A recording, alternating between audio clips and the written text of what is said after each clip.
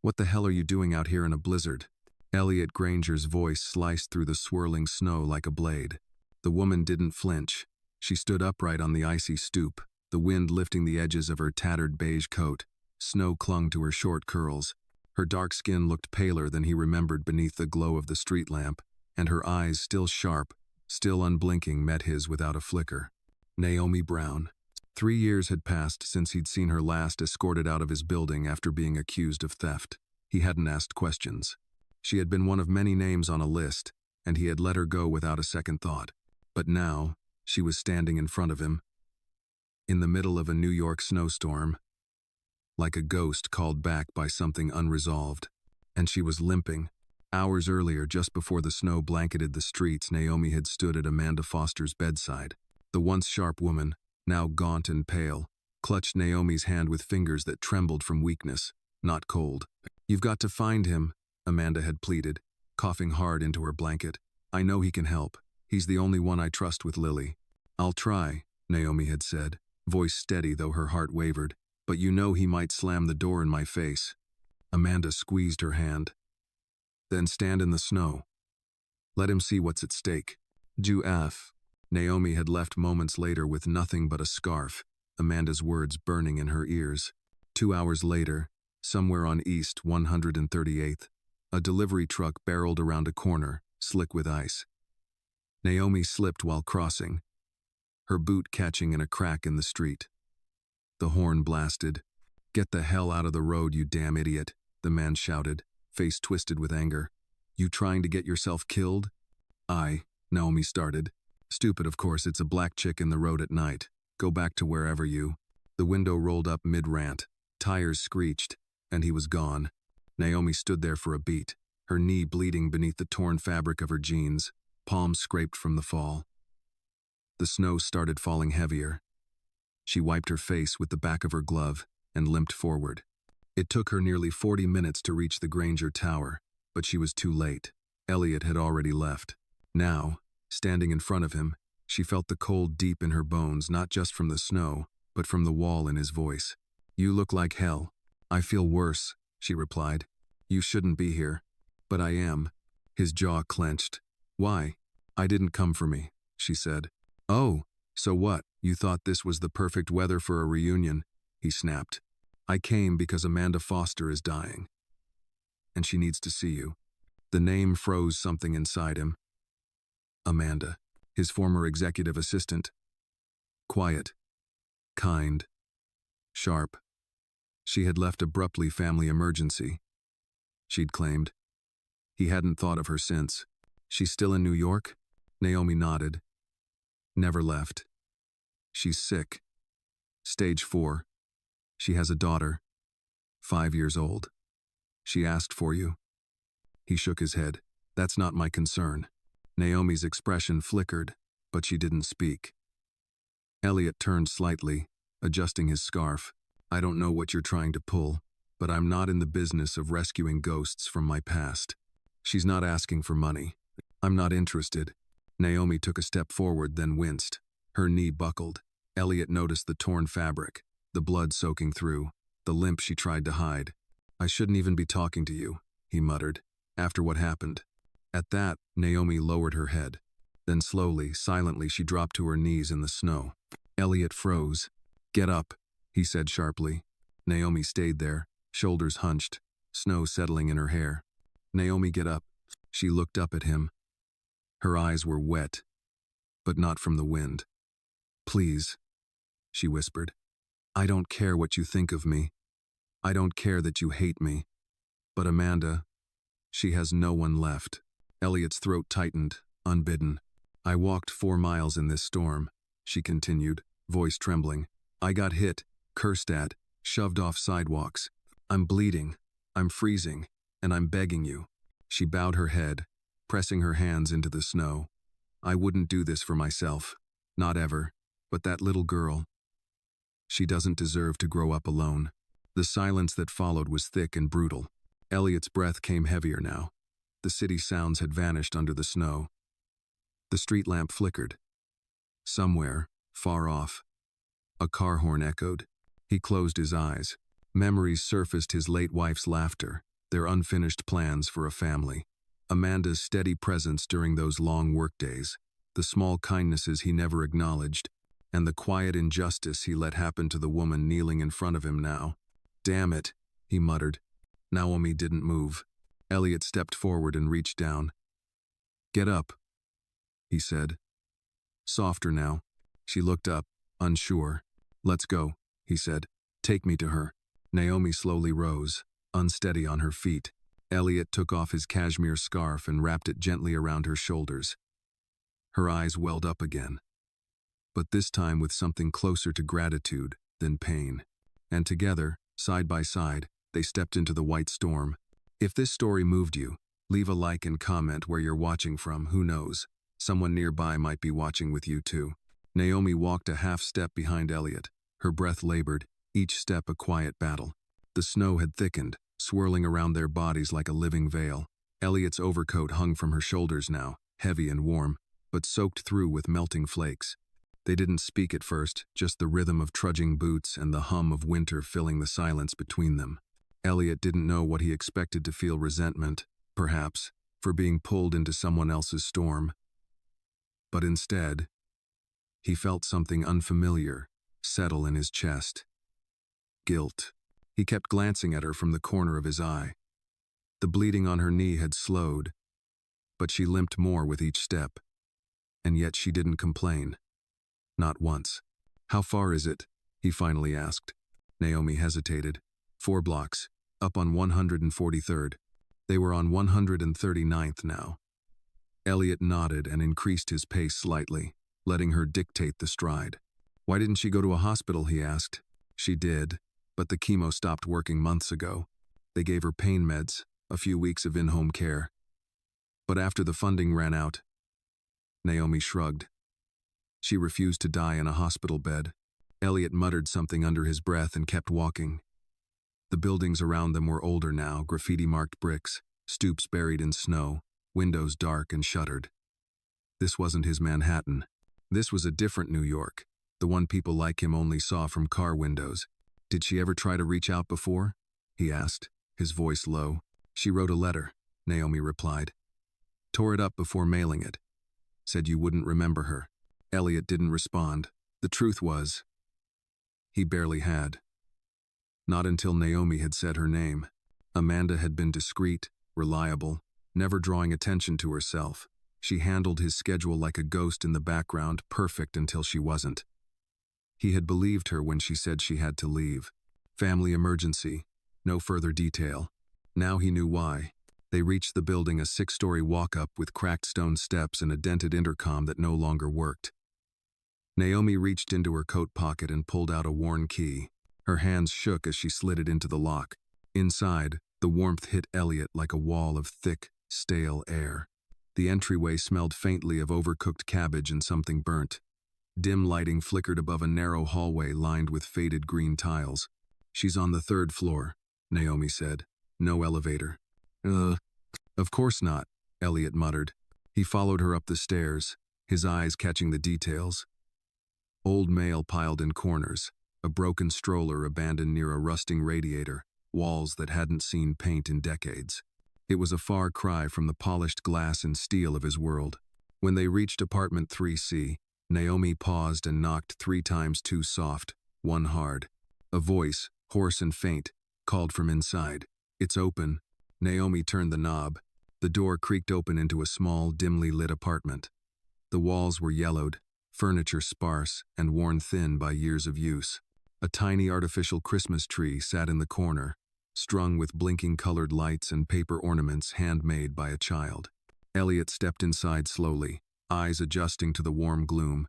On a threadbare couch, under a crocheted blanket, sat Amanda Foster. Or what remained of her. She was gaunt skin, stretched tight across sharp cheekbones, eyes sunken but alert. Her once dark hair had thinned to wisps, tucked under a knit cap. But her posture was proud, her gaze direct. "Mr. Granger," she whispered, her voice barely audible. Elliot's throat tightened. "Amanda," he said. For a moment, neither moved. Then Amanda offered a weak smile. "You actually came." He nodded slowly. I almost didn't. Amanda chuckled once, then winced. I told Naomi you would. She wasn't sure. She had strong opinions, Elliot said. She always did, Amanda murmured. That's why I trusted her. From the hallway, small footsteps approached. A little girl, no more than 5, peeked out from behind a curtain.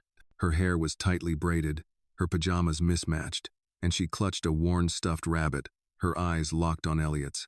Lily, Amanda said softly. Come say hi. The girl stepped forward cautiously. This is Mr. Granger. Mommy used to work for him. My. Lily looked up at Elliot. You're the man from the picture. He blinked. What picture? In Mommy's drawer, she said. You had a tie and a cake. Amanda laughed an exhausted sound. Her 5th birthday. You sent a cake to the office, remember? Elliot did, barely. It had been a small gesture, one she hadn't even thanked him for. I didn't know you had a daughter, he said. I didn't either. Not then. Amanda coughed, her hand trembling.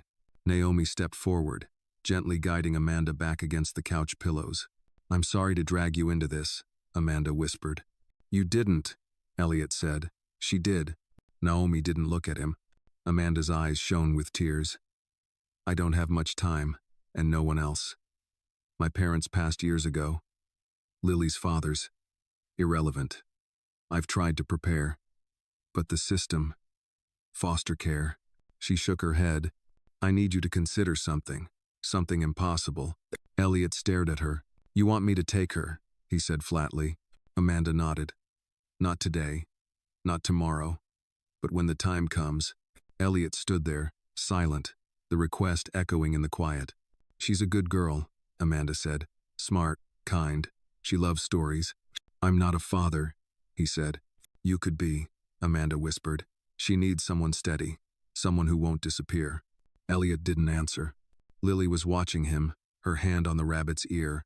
Outside, the wind howled. Elliot didn't sit down right away. His feet remained planted on the thin, uneven carpet, like he'd stepped into someone else's memory. In truth, he had. Everything about the apartment felt suspended in time. The second-hand furniture, the faded family photos, the small, uneven bookshelf, stacked with worn children's books, and in the middle of it all, Amanda Foster, a woman once crisp and composed, now slowly being undone by her own body. Naomi stood by the window, arms crossed, watching Elliot as though waiting to see if he'd turn and walk out the door. Amanda broke the silence. I know it's asking a lot. Elliot looked at her. It's more than a lot. I wouldn't ask if I had another choice. She shifted, trying to sit taller, but winced instead. You're the only person I ever trusted who had the means to do this right. I haven't spoken to you in years. And yet here you are, she said with a faint smile. He sighed and ran a hand down his face. I'm not the man you think I am. I think you're a man who makes hard decisions every day. And I think somewhere beneath the money, the titles, and the private elevator, you're still the man who made time to bring birthday cake to a temp worker. He frowned. That was nothing. It was everything to me. Lily had curled into a chair across from her mother, Bunny held tight, eyes bouncing between the adults. Her lips moved around the thumb she'd stuck in her mouth. She wasn't used to having guests, not grown-up ones, not men in $1,000 shoes. Naomi moved toward the kitchen and opened a cabinet. She pulled out 2 mismatched mugs, filled them with water from a kettle she set on the stove. Elliot watched her in silence. She moved like someone who'd memorized every creak in the floorboards, every bad drawer, every little thing Amanda could no longer reach on her own. She's been here every day, Amanda said softly, noticing his glance. Since the diagnosis. Didn't have to, but she did. Elliot looked back at Naomi. She met his gaze with a simple, unreadable expression. I heard the truth, he said to Amanda, about what happened 3 years ago. Amanda closed her eyes. I should have come clean, she said, but I thought I could fix it myself.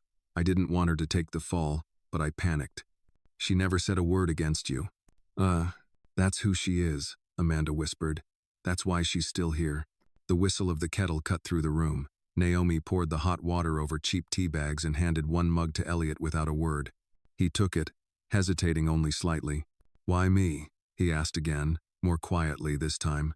You must know people with families. People with experience raising children. I don't even own a cereal bowl. Amanda chuckled weakly. You're thinking about logistics. I'm thinking about legacy. Elliot blinked. She doesn't need perfect. She needs someone who'll fight for her when she's not watching. Someone who sees her. Who won't forget she exists in a system that loses kids like her all the time. I run a billion-dollar company, Amanda. And one day, that company will fade. But she won't. Not if you say yes. Elliot looked at Lily again.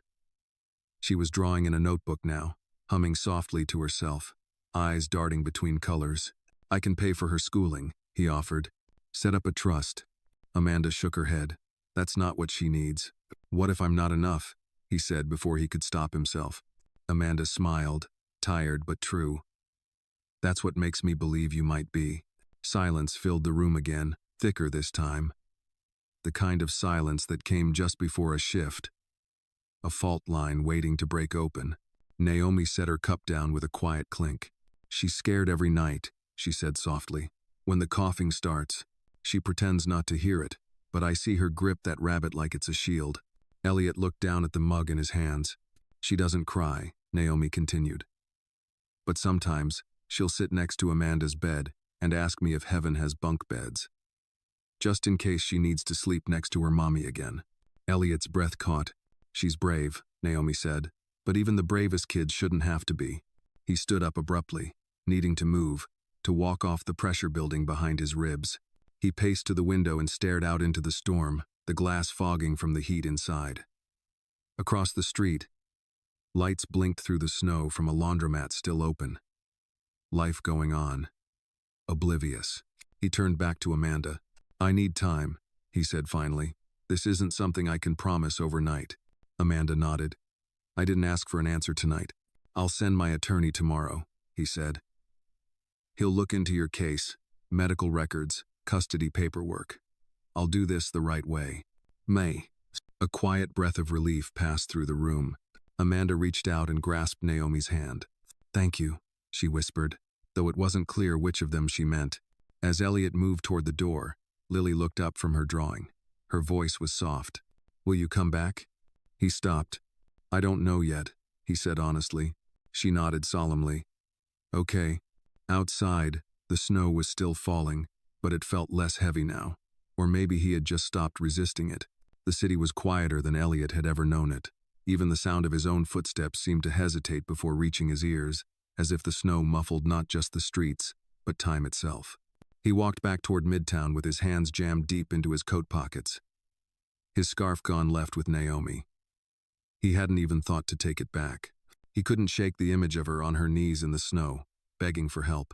He couldn't erase Amanda's voice, cracked and slow, as she asked him to take on something more terrifying than any boardroom decision he'd ever faced. A child. A life. He didn't sleep that night. He lay in bed, staring at the ceiling of his pristine, empty penthouse. It was all sleek lines and warm light, but it felt colder than the street had been. The silence echoed. The art on the walls had no stories. The wine in the kitchen had no one to share it with. In his head, Lily's voice echoed. You're the man from the picture. Will you come back? The next morning, Elliot's assistant, Mark, arrived at the office 10 minutes before him and nearly choked on his coffee when he saw Elliot already seated at his desk. Morning, sir. You're early. Elliot didn't look up from his computer. Reschedule the Asia call. I want a meeting with Mitchell Family Law, not corporate. Mark blinked. Family Law? Yes. And tell him to clear his afternoon. Of course, Mark said, eyebrows rising slightly. Elliot didn't offer an explanation. He wasn't ready to say it out loud.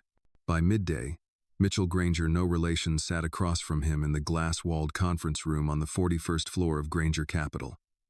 He was a graying man with soft eyes and a briefcase full of tact. She's asked you to become a legal guardian? Mitchell asked. Eventually. She's not gone yet, but she's dying. Cancer. Mitchell nodded, already pulling out paperwork. Does the child have any other living relatives? No, Elliot said. Has the mother named you in any kind of legal document? Not yet. But she will. Today, if I ask her. Mitchell paused. You're aware of what this entails, yes? Guardianship is more than financial responsibility. I know. It means school enrollments, doctor visits, emotional development, routine. I said I know. Mitchell softened his tone. You're a single man. No parenting background. There will be questions. Zell. Elliot met his gaze, unmoved. And I'll have answers. Mitchell nodded slowly. I'll draft the forms. You'll need to witness Amanda's signature. I'll go tonight. By the time dusk fell over the city, Elliot was standing again in front of apartment 3C. Naomi answered the door this time, wearing a clean sweater and an apron dusted with flour. The scent of cornbread drifted into the hallway. You came back, she said, as if she hadn't expected it. I said I would, he replied. Lily came running from the other room, socks sliding on the tile floor. Hi, she said breathlessly. You missed dinner, but we saved you some. Elliot stared at her for a beat, caught off guard by her ease. He'd expected distance. Instead, he got cheer. Thanks, he said, but I came to speak with your mom. She's resting, Naomi said gently. She didn't have a good day. I'll wait. Naomi nodded and stepped aside. Elliot walked in and took the same spot near the window he had stood in before. The Christmas tree still blinked in the corner. A new paper ornament had been added, cut in the shape of a star with Lily's name scrawled in purple marker. Naomi disappeared into the back room. Lily climbed into her small chair and resumed coloring. She looked up at Elliot now and then, offering quiet glances, the way children do when trying to measure something larger than they can understand. After a while, Naomi returned. She's awake, weak, but she said she wants to see you. Elliot stepped into the bedroom. The space was small and dimly lit. Amanda lay propped up by pillows, her skin pale against the white sheets. You came back, she said, voice almost a breath. I brought the paperwork. Amanda nodded, her eyes already watering. Thank you. He pulled up a chair beside her. Naomi entered quietly with a pen and a glass of water. I'll make it official tomorrow, he said. But I want you to know I'm not doing this out of pity. I never thought you were. I'm not a father, he added. Amanda smiled faintly. Then you'll learn. She signed the document slowly, hand shaking, breath shallow. Naomi steadied the page for her. Afterward, Amanda looked at Elliot with more strength than he expected. You know, I always wondered what would have happened if I'd told you the truth back then. About Naomi. About me. You should have. I was afraid, she admitted. And proud. Elliot glanced at Naomi, who stood silently in the doorway. She stayed, Amanda whispered. She didn't have to, but she stayed. Elliot nodded slowly. I'm starting to see why. Amanda closed her eyes. Thank you, she whispered. He didn't say anything. He simply reached out and took her hand. It was light and cold and impossibly fragile. When he left the room, Lily was waiting by the tree, holding a small crooked drawing. It's you, she said, holding it up. And Mommy. And me. See? I made your tie blue because that's my favorite color. Elliot took the picture and stared at it, heart twisting in his chest. Thanks, Lily, he said. It's perfect.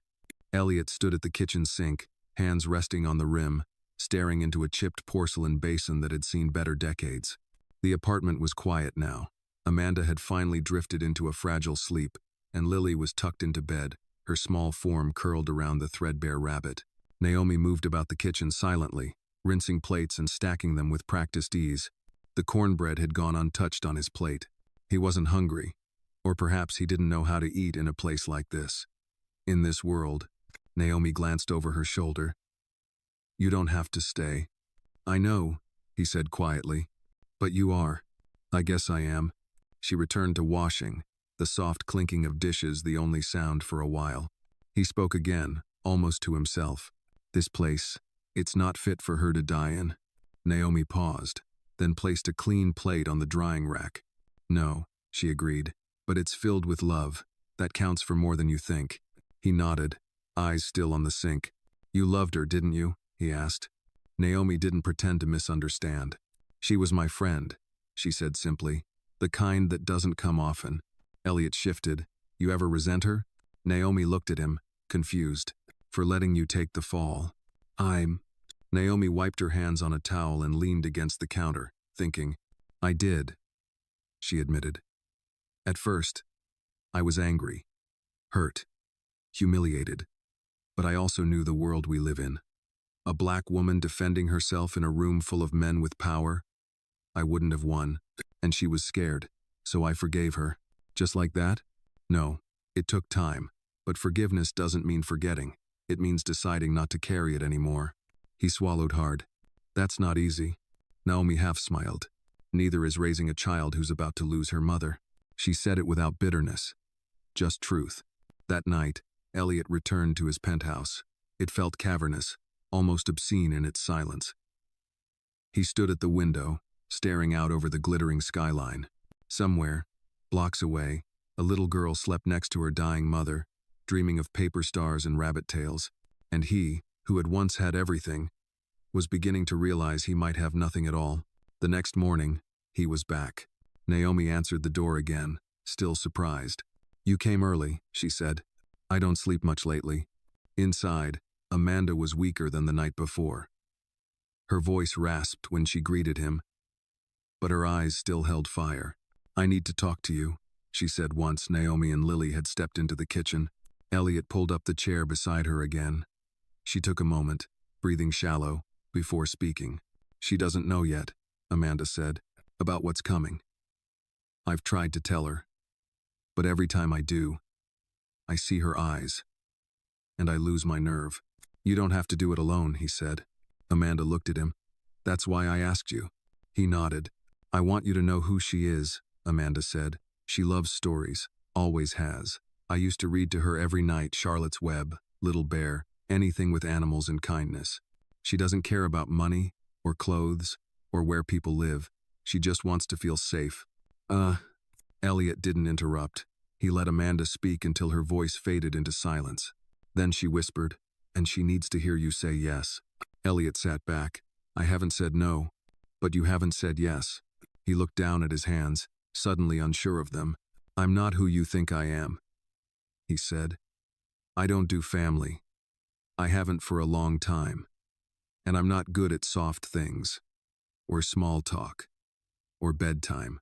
Amanda smiled weakly. But you're here. That night, Naomi found him sitting on the floor of the living room, cross-legged in a three-piece suit, helping Lily cut shapes out of construction paper.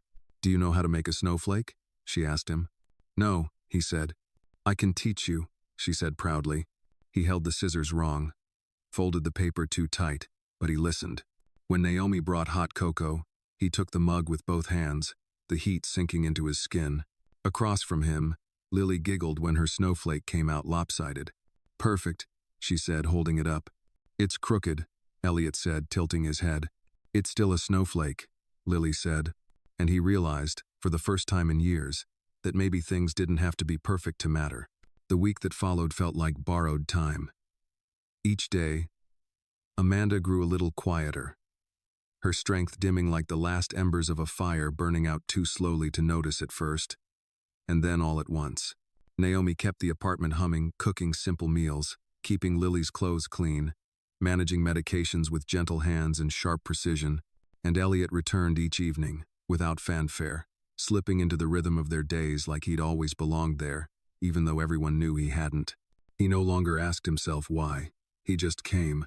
One evening, after dinner, he found himself alone with Lily while Naomi bathed Amanda in the back room. The little girl sat cross-legged on the floor, her drawing pad in front of her, a set of crayons spread like a fan around her. She was working on something intently. What are you making now? Elliot asked, kneeling beside her. It's a memory picture, Lily said without looking up. A memory picture? Uh-huh, so I don't forget. Elliot leaned closer, squinting. There were 4 stick figures, one taller man in a suit, a woman with curly hair, a little girl, and a woman lying in a bed. Above them was a yellow sun with a face, smiling, and a tree with purple leaves. It was crude, sweet, and devastating. She said, I'll remember things better if I draw them, Lily added, even when I grow up. Elliot's throat tightened. She's right. She said you'd help me remember her. I will, he said softly. I don't want to forget how her voice sounds. You won't. Lily was quiet a moment. Then, Do you think she'll see me from heaven? He paused. I think she'll always find a way to be near you. Lily looked at him seriously. Even if I don't know how to pray? He nodded. Especially then. That night, Amanda called for him. He stepped into her room where she lay, propped up by pillows, a small lamp casting golden light across her face. Naomi sat in the corner, silent, present. Close the door, Amanda said. He did. I want to talk about the end, she said. You don't have to. I do. I want things clear. Mo. Elliot sat beside her. She reached for his hand, bony and light. Promise me something. Name it. Don't let her be invisible. He frowned. There are kids who fall through the cracks, Amanda said. You know that. They get moved from house to house. People call them damaged or hard. But Lily isn't. She's light, and she needs someone who sees that. I see her. Good, because her whole life will depend on that. Elliot nodded. I won't let her fall. My. Amanda's eyes filled, but she didn't cry. And don't let Naomi go. She's part of this too. I know. She's the one who held me together when I wanted to fall apart. Elliot looked over at Naomi, who had turned her face away, silent tears slipping down her cheek. Amanda's breathing was shallow now. I wrote letters, one for her, one for Lily. They're in the drawer next to the bed. He reached over, opened it, and found 2 envelopes. He nodded. I'll give them to them when it's time. Amanda exhaled slowly. Thank you. He held her hand until she fell asleep, and then a while longer after that. Amanda Foster passed away just before sunrise on a quiet Sunday morning.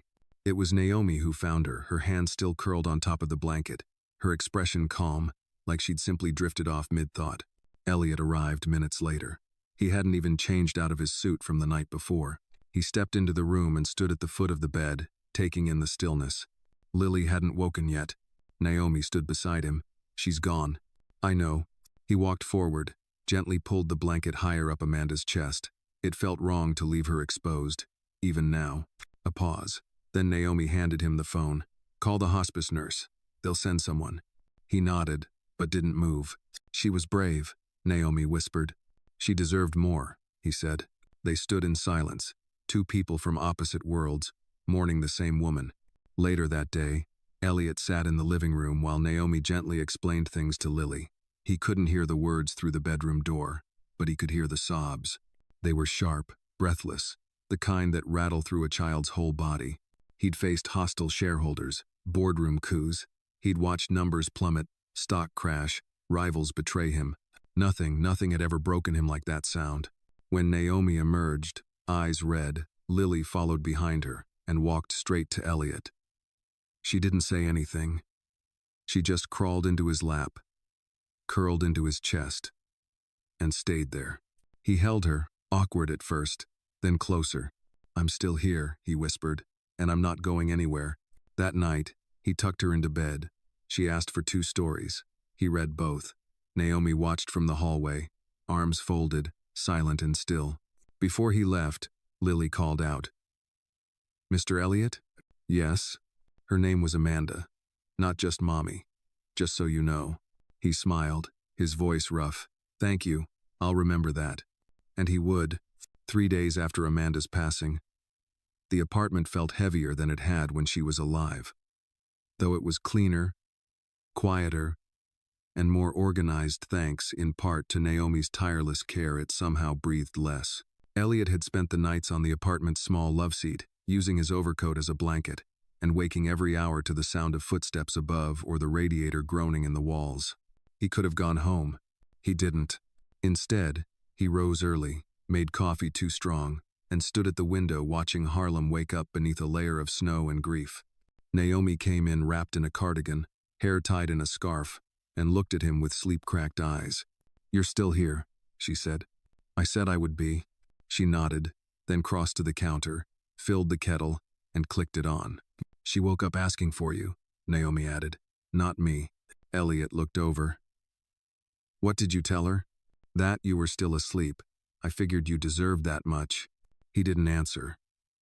Instead, he rubbed the bridge of his nose and walked toward the small kitchen table where Amanda's letter to Lily still sat, sealed. She's not ready yet, Naomi said, catching his glance. I'm not either. He sat down. Naomi made pancakes simple, golden, and slightly uneven in shape. Lily wandered out 10 minutes later in fuzzy socks and a pink hoodie with one ear missing from the hood. Her hair was a little wild, eyes still puffy, but she slid into the chair next to Elliot without hesitation. He poured syrup slowly onto her plate. I'm not very good at pancakes. They're lumpy, Lily said, mouth full. Naomi lifted a brow. But good, Lily added quickly. Still good. Elliot smirked. After breakfast, he made a call. By noon, Mitchell arrived. He looked out of place in the modest apartment gray coat, leather briefcase, polished shoes already collecting dust from the hallway stairs. Naomi offered him tea. He declined politely. Mr. Granger, he said, nodding. Miss Brown. Naomi gave a short nod in return and stood protectively near Lily, who was coloring on the floor. Elliot got straight to the point. We're ready to move forward. Good, Mitchell said, pulling out papers. Given the mother's signed statement and the verbal agreement, guardianship should pass to you temporarily within the week. We'll expedite full adoption. Naomi's eyes flicked toward Elliot. Adoption? She said carefully. Elliot didn't flinch. That's what she asked me to do. That's what I'm going to do. Mitchell reviewed documents with practiced speed, stopping only to point where signatures were needed. Elliot signed without pause. Naomi sat across the room, silent. When Mitchell was gone, she said nothing at first, just watched Elliot gather the papers into a manila folder. You didn't tell me you were adopting her. I didn't know I was until I said it. Naomi's eyes didn't leave him. That's not a small thing. I'm aware. It's permanent. She deserved permanent. Naomi folded her arms. So you're just going to walk out of your world and into hers? Just like that? No, Elliot said, standing. I'm going to take her with me into mine. Naomi looked away, jaw tight. She needs familiarity, she said. Stability. Not penthouses and housekeepers. I'm not talking about tearing her out of her life. I'm talking about giving her one. Naomi's voice was quieter now. She already had one. With Amanda. Elliot softened. And now she doesn't. That's the part you're forgetting. Naomi blinked slowly. I'm not trying to erase you, he added. You're part of this. Amanda made that clear. There. A long silence. Then Naomi said, I don't want a salary. He blinked. What? If I come with you, if I help raise her. I'm not your staff. I'm not her nanny. I'm family. Or I'm out. Elliot nodded. No hesitation. Then your family. They looked at each other, two people from different universes who had met at the crossroads of grief and duty. I'll call a moving service, he said. We'll start with the essentials. Lily looked up from the floor. Do I get to bring my rabbit? Naomi smiled. You think we'd leave him behind? Elliot knelt down, eye level with Lily. Bring whatever you want, he said. Everything that matters.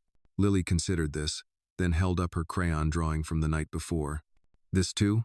He took it carefully, folded it in half, and slipped it into his coat pocket like it was $1 million contract. Especially that. It took 2 days to coordinate the move. Naomi insisted on packing everything herself, despite Elliot offering to hire professional movers.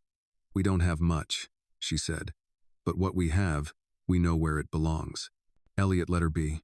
They filled 6 boxes, total clothes, toys, books, Lily's rabbit, and Amanda's framed photos.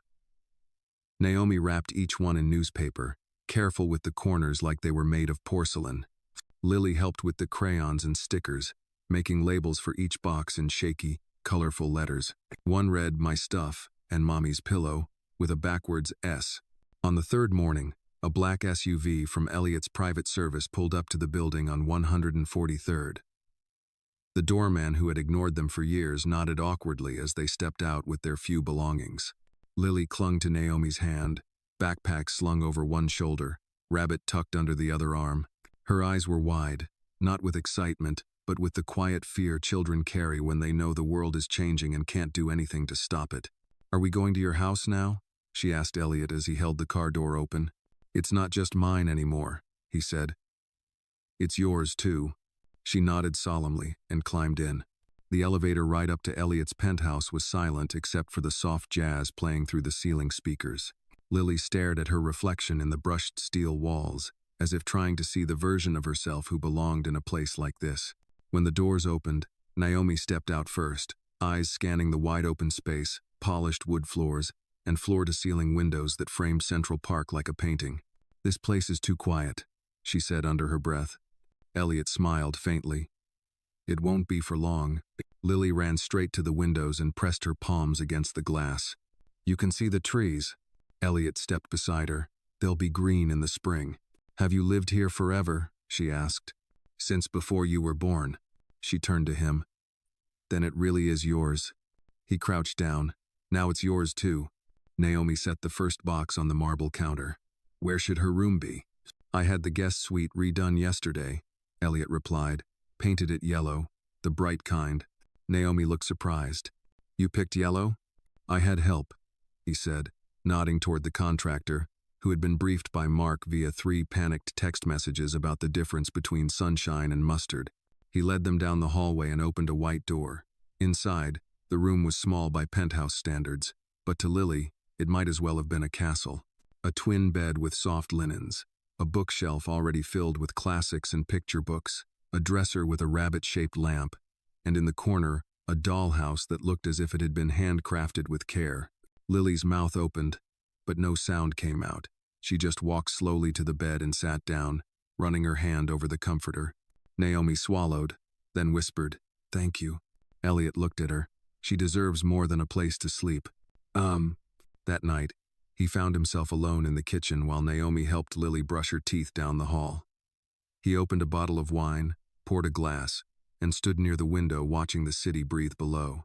He wasn't used to the sound of small feet running down the hallway, or the soft hum of lullabies, or the sight of a toothbrush cup beside his sink that wasn't his. But he didn't hate it. Naomi entered the room quietly, barefoot, arms folded. "She's asleep?" Finally, Naomi said. She was trying to memorize everything, even counted the light switches. He smiled. "I used to do that as a kid." "You?" she said, lifting an eyebrow. "I was more normal than you think." She didn't respond immediately. Then, "You did good today. I've spent my whole life working in millions. Today I learned how much a rabbit lamp matters." Naomi poured herself a glass of water. "You're doing more than I ever expected," she said. "Amanda was right to ask you." "May, I still don't know if I'm enough." "None of us are. That's why we do it together." He looked at her. "You know you don't have to stay," he said. "This place comes with people, chefs, tutors, assistants." "I'm not interested in the staff roster," she said. "I'm here for Lily, not luxury." "Fair enough," he said. She finished her water. "But you should know something." "What?" "She already calls this place home." Elliot looked around. For the first time, the penthouse didn't feel like a display case. It felt lived in. It felt like something new, like a beginning. Elliot hadn't realized how loud a home could be until Lily moved in. Not in the way of shouting or chaos, but in the little things. The sound of feet padding down the hallway in the morning. The soft thud of books dropped on the floor after story time. The giggles that filtered out from the kitchen when Naomi burned toast for the second time that week. It wasn't noise. It was life. Still, there were adjustments. Lily insisted on eating breakfast at exactly 7:12 a.m. Because it's a lucky number. Elliot found himself reorganizing his work calls to be done before school pickup. Naomi replaced the cold lighting in the living room with softer lamps. The penthouse transformed without ever being remodeled. But not all change was gentle. The first call came on a Thursday. Elliot was in his office, just finishing a quarterly review, when Mark knocked and entered unusual, since he normally texted. "You've got a situation," Mark said carefully. "A board member flagged something. It's not public yet, but it might be." "What kind of something?" Mark handed over a printed article draft and internal tip to a business gossip site. The headline read, "Billionaire investor Elliot Granger adopts former Maid's child amid scandal ties." Done. The article hadn't gone live, but the email chain behind it showed it had already circulated among reporters, lawyers, and one particularly vulture-like rival firm. Elliot read it, jaw set. "She wasn't a maid," he said. "I know," Mark replied. "But they don't care." The article insinuated impropriety. Claimed Amanda's past dismissal. had involved hush money. That the child might be biologically his, that Naomi, a household staff member of interest, was involved in an undisclosed settlement. None of it was true, but that didn't matter. "I'll handle it," Elliot said. Mark hesitated. This kind of story, it gets sticky, especially with the adoption still pending. Elliot stood. "Then I'll make it unsticky." That evening, the penthouse was filled with the smell of grilled cheese sandwiches and tomato soup. Naomi had insisted it was comfort food Thursday. Lily sat on the kitchen stool, feet swinging, face painted with a mustache of soup. Elliot barely touched his plate. Naomi noticed first. "What is it?" she asked. Elliot glanced at Lily, then nodded toward the hallway. Naomi followed him to the office, closing the door behind her. He handed her the article. She read it once, twice. Her hands began to tremble. "They're calling me a mistress?" she said, voice low. "They're implying all of it," Elliot replied. "Amanda, Lily, you. Oh, and the truth? Doesn't matter, not yet." Naomi looked up at him, the fire in her eyes unmistakable. "If they make this public, if they drag her name through the dirt—" "They won't," he interrupted. "I'll sue. I'll bury them in litigation." Naomi's breath shook. "This is why people like us don't trust people like you." Elliot blinked. "Excuse me? You think power fixes everything?" she snapped. "That a courtroom or a press release can erase how this feels. But it won't. You're not the one they'll look at twice in the street. I am." He stood still, her words sinking in. "You want to protect Lily?" Naomi continued. "Then start with the truth. Loud. Public. Now." The press conference was scheduled the next morning. Elliot's PR team begged him to reconsider. His lawyers advised silence. His board threatened a vote of no confidence. He ignored them all. Naomi refused to stand off camera. "If they're going to throw stones," she said, "they'll see who they're aiming at." The room was packed journalists, photographers, streaming crews.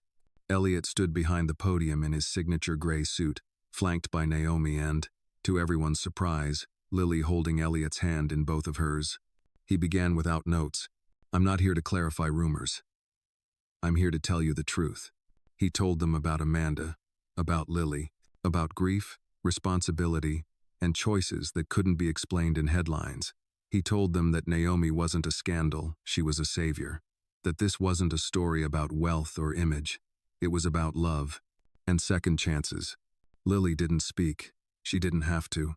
She held her rabbit and leaned quietly against Elliot's leg while the world watched. When it ended, Naomi leaned over and whispered, "You just turned a weapon into a promise."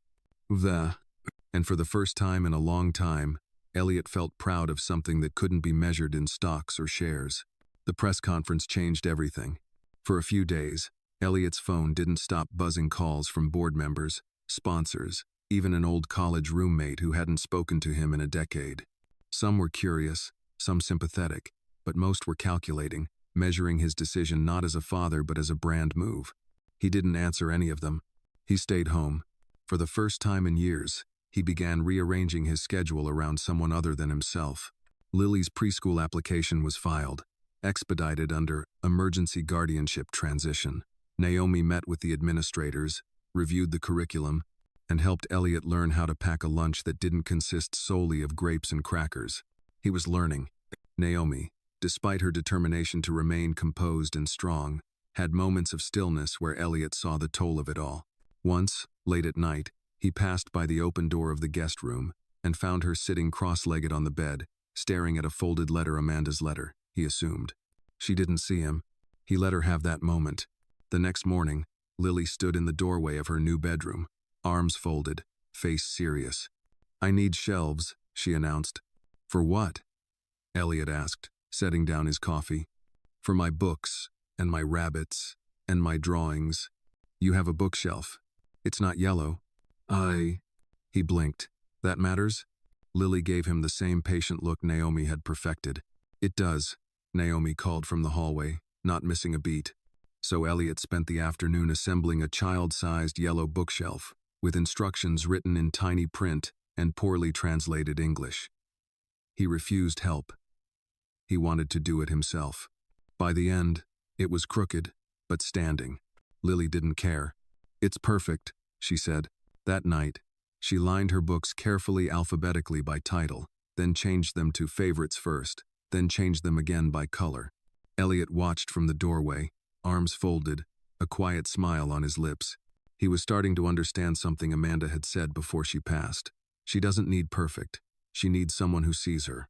One evening, a week after the press conference, Elliot found Lily sitting on the floor of the living room, rabbit in her lap, eyes fixed on the window.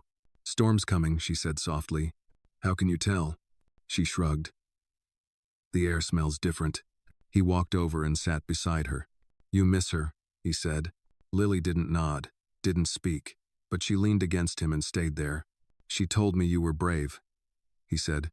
"She told me that too," Lily replied. "I don't always feel like it." "Neither do I." She looked up. "You're brave. You stood on the stage and told the truth. That was scary. Did your hands shake?" "A little." She offered a tiny smile. They sat in silence until the first rumble of thunder rolled through the city. Lily tensed. "I don't like storms," she whispered. "I know. Mom used to sing to me, to cover the noise. Would you like Naomi to sing?" "She's baking." Elliot paused. "I could try." Lily blinked. "You sing?" "Only during hurricanes." She giggled. So he sang. Off-key, quiet, and unsure, but he sang. A lullaby he barely remembered from childhood. Something about stars and boats and silver light. And Lily stayed beside him, her rabbit pressed against her ear, as the storm rolled in and the city softened beneath the sound of rain. It was Naomi who found it tucked in the far corner of Elliot's apartment, covered by a thick gray sheet, like a forgotten relic of another life. "A baby grand?" she said, pulling the sheet back and revealing the dust-lined keys. "This hasn't been touched in years." Elliot stood in the doorway, coffee in hand, watching her. "My mother used to play," he said quietly. "She had one like it in our old house upstate." Naomi traced a finger along the wood, then pressed a key. It rang out slightly off tune, but still alive. "Why keep it if you don't play?" she asked. He sipped his coffee. "Maybe I was waiting for someone who would." "Nah." That night, Naomi sat at the piano bench while Lily stood beside her, both eyes wide with anticipation. Naomi pressed a few notes, searching for a melody, and then began to play a gentle tune, something old and soft, full of sorrow and sweetness. Elliot stood behind them in the kitchen, not interrupting, just listening. Lily rested her head on Naomi's shoulder and whispered, "You're better than the radio." Naomi smiled. "I'll take that as a compliment." Outside, the weather turned crisp winter, folding into the first breath of spring. With Amanda gone for nearly a month, grief settled into the corners of their new life like a stubborn shadow. It didn't scream or demand, it just stayed. One morning, Lily woke early, even before Naomi. Elliot found her sitting at the kitchen table, staring at her bowl of cereal, spoon untouched. "You okay?" he asked. She shook her head. "I had a dream about her. Mommy. Embo." He pulled out the chair beside her and Saturday. She was talking, but I couldn't hear her. It was like her mouth was moving, but the sound was missing. Elliot gently reached out, placing a hand over hers. "She wasn't mad," Lily added. "She was smiling, but I wanted her to tell me something. I think I forgot something important." "Dreams are tricky like that," he said. "What if I forget all of her?" "You won't. But what if I do?" He took a breath. "That's why we talk about her. That's why we tell stories." Lily blinked up at him. "Will you tell me one now?" He thought for a moment, then smiled. "Your mom used to come into work early," he began, "before anyone else. She'd sneak into the break room and steal the good coffee pods before the executives got there." Lily grinned. "One day, I walked in and caught her red-handed." She froze.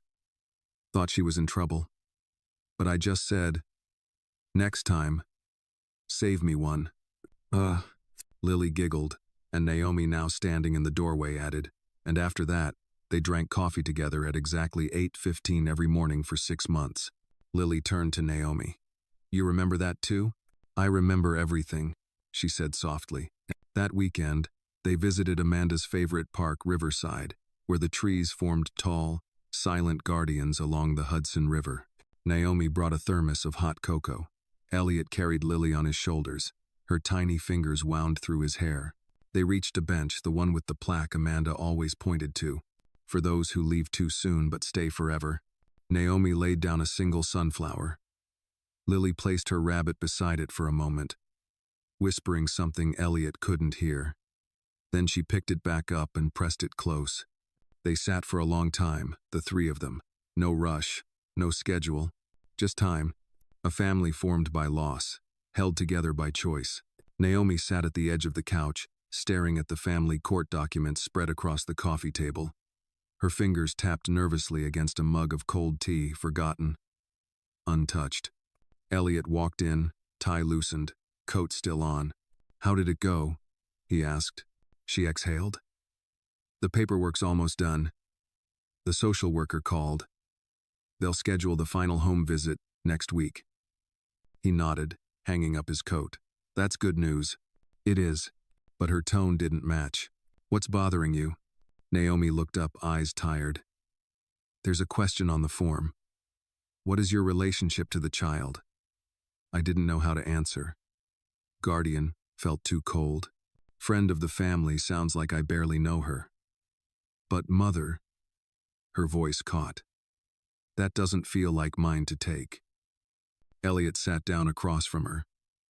Maybe it's not about replacing a title. Maybe it's about honoring the role. Naomi stared at the papers. She calls me Nay. Not Mom, not Auntie, just Nay.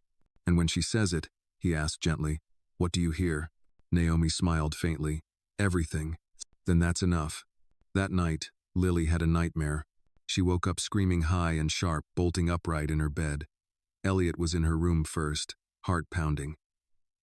Naomi arrived seconds later, eyes wide with fear. "She was gone," Lily sobbed. "I couldn't find her." Elliot sat on the edge of the bed, gathering her into his arms. "She left me," Lily cried. "No, baby," Naomi said, kneeling beside them. "She didn't leave you. She just had to go where you can't follow yet. But I needed her." "She knows that," Elliot said softly, "and she made sure we'd be here." Lily clung to both of them, her small body shaking. Naomi began to hum softly the same melody from the piano. It calmed Lily down, slowly, like warm rain on dry earth. When the storm inside her passed, Lily lay between them, drifting back to sleep with a whisper. "She had a pretty voice," she murmured. "Like music." "She did," Naomi replied, "and it's still in you." The next morning, Elliot met with the school principal, who had questions about Lily's adjustment. "She's bright," the principal said. "Creative, a little shy, but that's expected." Elliot nodded. "She's been through a lot. We're giving her space, but if she has a counselor to talk to, it could help. I'll make it happen." "No." As Elliot stood to leave, the principal added, "You're doing a good thing, and not just for her." Elliot looked back. "For who, then?" The principal smiled. "For you." Later that evening, Naomi found a surprise on her pillow, a small box wrapped in blue paper, no note. She opened it to find a delicate gold necklace with a single charm, the letter N. Naomi turned the box in her hands, touched by the simplicity. She found Elliot in the study. "You didn't have to," she said. "I know," he replied, "but you've been holding everyone together. I wanted you to have something that reminded you what that means." Naomi looked down at the charm, her voice quiet. "It means everything." Outside, the city buzzed. In the warmth of the penthouse, their small family grew closer. Not by blood or by title, but by trust. And in the quiet hours before sleep, Elliot found himself standing at Lily's door, watching her breathe softly. A nightlight casting gentle shadows on the yellow walls. For the first time in his life, he felt something he hadn't expected. Home. The letter came on a Monday morning, an ivory envelope tucked discreetly into the mailbox addressed to Mr. Elliot Granger, handwritten in a style that didn't belong to business or bureaucracy. Elliot opened it at the kitchen counter while Lily sat nearby, chewing her cereal in quiet focus.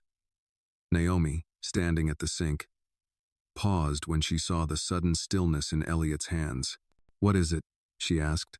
He read it twice before answering. "Amanda's sister. She wants to meet." Naomi's eyes narrowed slightly. "Which one?" "Cynthia. She says she's in town for work. Wants to see Lily." Naomi dried her hands slowly. "That's